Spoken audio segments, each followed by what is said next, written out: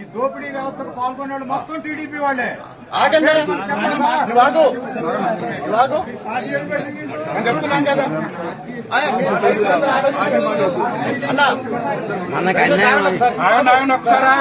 మీరు రైతులందరూ ఆలోచించండి.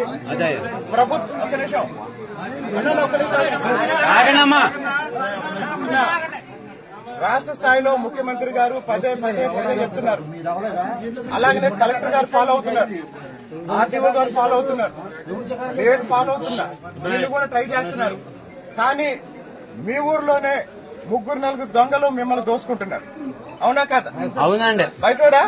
పబ్లిక్ గా సార్ చెప్పండి, బయటోడా? మరి ఇంత దారుణంగా ఇంత పెద్ద ఊర్లో వాళ్ళకు కూడా అధికారులు కూడా సహకరిస్తున్నారు సార్. నేను చెప్పేది అదే కదా. ఇప్పుడు సార్ ఒక్క నిమిషం కలెక్టర్ గారు మొత్తం విచారణ చేశారు.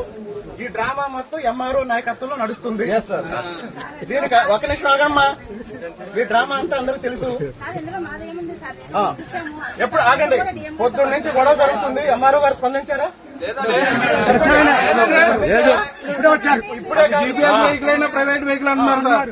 అది జీపీఎస్ వెహికల్ అయినా ప్రైవేట్ వెహికల్ అంటున్నారు. ఒక నిమిషం, ఎవరెవరైతే రైతులను దోసుకుంటున్నారో వాళ్ళకి ఎంఆర్ఓ గారు పూర్తిగా సహకరిస్తున్నారు.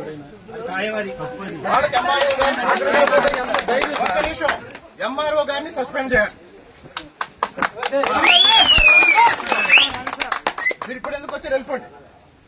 మీరు ఎందుకు వచ్చారు? మీరు వెళ్ళిపోండి. అసలు ఇదంతా చేసింది మీరు. వెళ్ళిపోండి.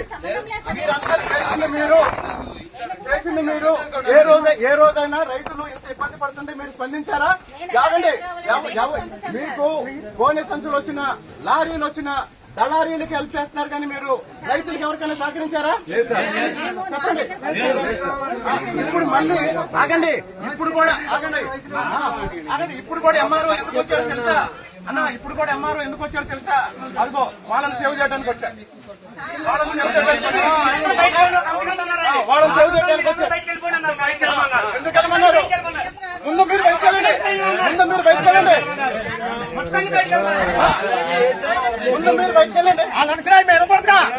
అందుకని మనం బయటకు వెళ్ళమన్నారు. ఆగండి, దొంగల్ని కాపాడటానికి ఎంఆర్ఓ వచ్చింది. అది అంతేనండి సార్. మీరు ఒకటే, మీకు ఎస్ఐ గారు ఒకటే చెప్తున్నా మేడం. ఒక నిమిషం